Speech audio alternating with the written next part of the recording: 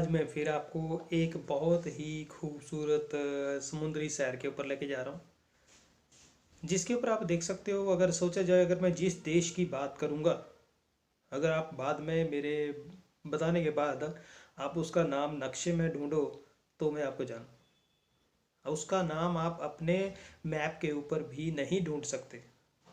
ये इतना छोटा देश है और ये ऐसा इसका वजूद है कि वैज्ञानिक कहते हैं कि ये आने वाले टाइम के अंदर कुछ ही सालों में 40-50 सालों के अंदर ये बिल्कुल ख़त्म हो जाएगा देश।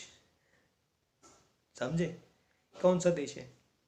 नहीं, चलो मैं आपको लेके जा रहा हूँ एक ओशियन के अंदर जो प्रशांत महासागर में स्थित है। और इसके अंदर ये एक ऐसा देश है जिसको बोला जाए वे कभी भी ये समुद्री चपेट में आ सकता है। और ये जो देश बना हुआ है, कैसे बना हुआ है? एटॉल के ऊपर बना हुआ है। ये कोरल एटॉल है जो बड़े बड़े बड़े बनते हैं, जो जिसकी वजह से ये बना हुआ है। उसके ऊपर इसकी धरती भी ऐसी है जहाँ पे कोई खनिज भी, कुछ ऐसी चीज़ भी नहीं मिलती। चलो मैं आपको लेके जा रहा हूँ आज बहुत ही अच्छे देश के ऊपर, जिसका नाम है काराबिटी। किरिबिटी इसका एक नाम है। ये रिपब्लिक ऑफ किरिबिटी है। ये 12 जुलाई 1979 में ब्रिटिश से आज़ाद हुआ था। उसके बाद इसने अपना वजूद बनाया, सरकार इसके अपनी हेल्प कर रही है, ऑल वर्ल्ड से भी इसको हेल्प मिल रही है, तो ये बहुत अच्छे तरीके से आगे तरक्की कर रहा है।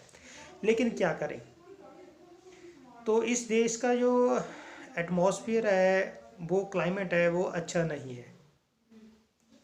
क्योंकि ये जो बना हुआ देश है, ये एक लार्जेस्ट कोरल जो एटॉल है उसके ऊपर स्थित है।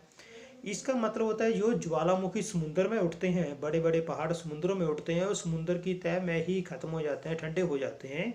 वो जो बाद में समुद्र का पानी नीचे रह जाता है, उसके ऊपर जो ज़मीन बचती है वो बहुत हार्ड हो जाती है, जिसके ऊपर जहाँ पे पब्लिक वहाँ पे रहती है, तो ये एटॉल के नाम से जाना जाता है।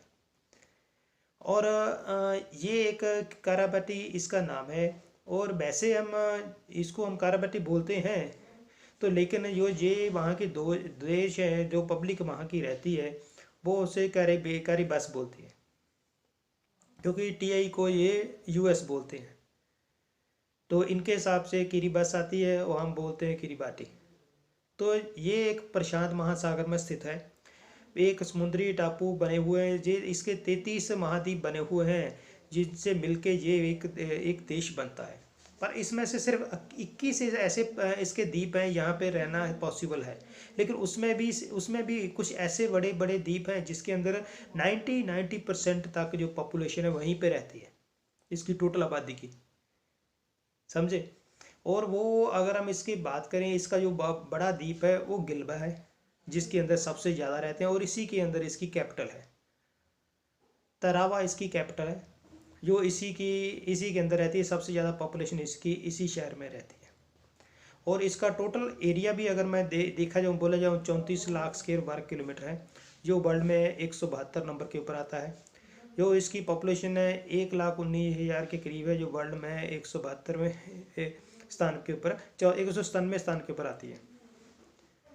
तो अगर देखा जाए ऑल ओवर, इसकी जो बहुत गरीबी रेखा के नीचे है, जी अपना आप मेहनत करता है अपने आप। लोग कहाँ पे देखने के लिए आते हैं? क्रिश्चियन देश देखने, क्रिश्चियन लोग या गोरे लोग बहुत ज़्यादा यहाँ पे देखने के लिए आते हैं।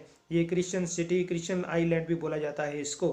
वैसे actually Christian island Italy Australia में भी स्थित है, पर इसको भी क्रिश्चियन आइलैंड बोला जाता है। तो इसके अंदर भी इसके जो शहरों के नाम हैं वो भी बड़े अजीब हैं जी। किसी का नाम लंदन है, किसी का नाम पेरिस है, किसी का नाम पोलैंड है। ऐसे ऐसे नामों के ऊपर इनको नाम मिला हुआ है, शहरों का नाम। लेकिन बेस ये ऐसे नाम नहीं दिए गए, इनके पीछे भी कारण है। अगर पोलैंड का नाम देखा जाए, तो वहाँ के पोलैंड के एक वैज्ञानिक ने वहाँ पे खोज की थी। उसने इसको एक द्वीप को अपने लीज ले लिया था, 1917 से लेके 1939 तक उसने लीज के ऊपर लेके रखा था। उसमें वहाँ पे तब तक 8 लाख कोकोनट ट्री लगाए थे नए। तो वहाँ से एक्सपोर्ट का काम भी शुरू करवाया था। कोकोनट ऑयल, कोकोनट की ऐसी ऐसी चीज़ बनाने के लिए उनको दी थी, कोकोनट के द्वारा जो जो बनाई जाती है। तो इसलिए उसके नाम से उन्होंने पोलैंड के नाम से इसको पोलैंड का एरिया भी दिया गया है। पेरिस का भी ऐसा ही वजूद है, और लंदन का कुछ थोड़ा सा एरिया है जिसके लिए इसको माना गया है। इंडिया के साथ भी इसके बहुत अच्छे रिलेशन है। 21 अगस्त 2015 से इसके साथ बहुत अच्छे रिलेशन हो गए। इंडिया ने बहुत ज़्यादा इसकी हेल्प करनी शुरू की है।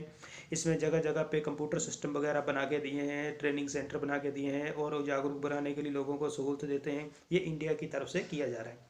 और इसका अगर मैं डायलिंग कोड देखूँ +686 है।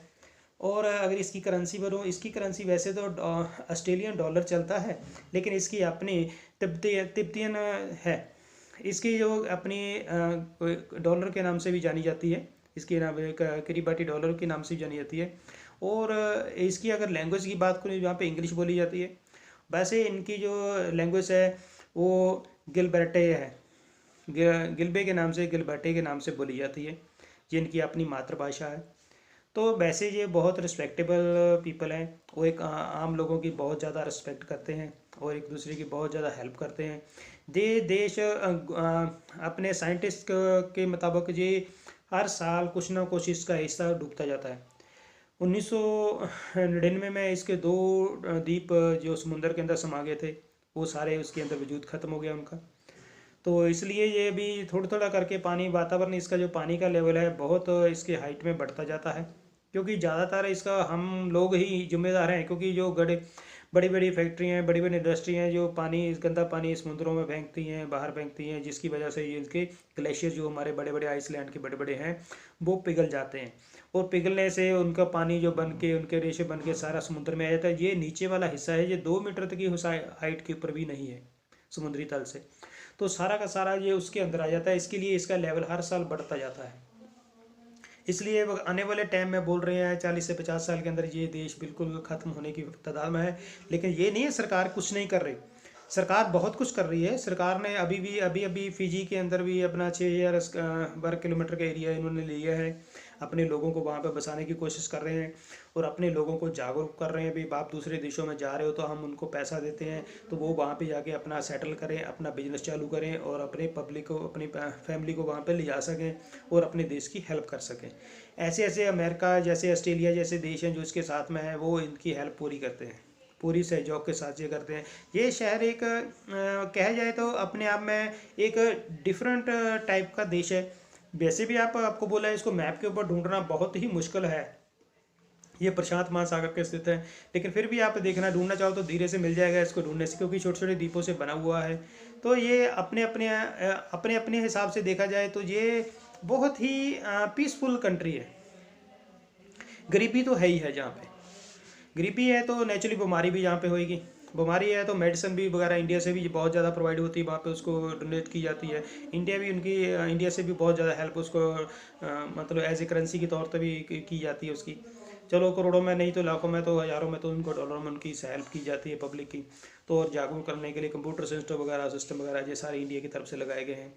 और ये एटमॉस्फेयर क्यों बनता है इसका, क्योंकि ये एक तो हमारे जो भूमध्य रेखा हम बोलते हैं उसके इससे सेंटर से निकलती है, ये भूमध्य रेखा के बिल्कुल ऊपर है। और दूसरा इसका ये कारण है जहाँ से भूमध्य रेखा और उस डे एंड नाइट हमारे धरती को डिवाइड किया गया है, जहाँ पे डे एंड नाइट हमारी धरती को डिवाइड कर दें ना, भी जहाँ से आधी रात इधर होगी, हमने साइंटिस्टों ने डिवाइड किया है, उस रेखा का पॉइंट और भूमध्य रेखा का पॉइंट जहाँ पे मैच करते हैं वहाँ पे ये देश बसा हुआ है। तो इसलिए यहाँ पे ये रीज़न की वजह से ये ज़्यादातर देश उसी रेखा के ऊपर होने की वजह से इसका टेम्परेचर भी बहुत बढ़ता जाता रहता है। तो इसलिए यहाँ पे कोकोनट की खेती ही है और ये कोकोनट्स के द्वारा बनाए गए चीज़ों को ही ये यूज़ करते हैं। और फिश का भी इसका कारोबार है, फिश में भी ये बहुत अच्छा काम है, लेकिन इतना बड़ा नहीं है भी एक्सपोर्ट इंपोर्ट कर सके, लेकिन फिर भी अपने गुजारे योगा ये जरूर करता है। ज़्यादातर डोनेशन वगैरह बाहर से आती है देशों की वजह से ये बहुत ज़्यादा अच्छी तरक्की के ऊपर कर रहा है। तो इसके ओवरऑल देखा जाए तो ये एक आम दुनिया से डिफरेंट देश होने की वजह से ये आपको जाना जाता है। तो आपको बोला था 99 में इसके 2 जो प्रांत से इसके अंदर आ गए थे, समुद्री तट के अंदर आ गए थे। तो इसलिए ये हम भी इसकी हेल्प करने के लिए अपनी तरफ से दुआ कर सकते हैं।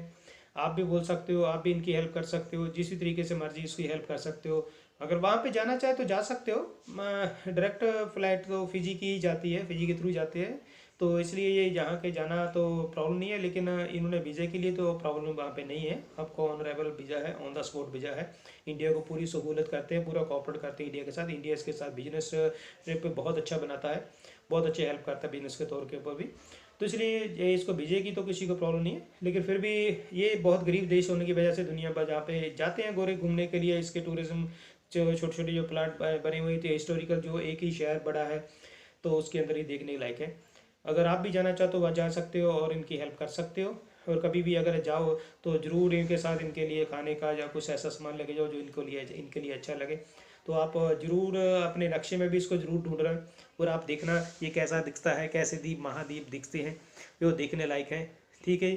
तो और इसी के साथ मैं फिर आपको वही बोल रहा हूँ, आप मेरे चैनल को सब्सक्राइब कर दीजिए। अगर आपको अच्छा लगे तो कोई कमेंट जरूर कर दिया करिए। और आप कुछ भी और देखना चाहते हो तो आप मेरे को जरूर कमेंट करें, तो मैं आगे वाले वीडियो में और भी आपको आज दिलचस्प वीडियो लेके आ रहा हूँ।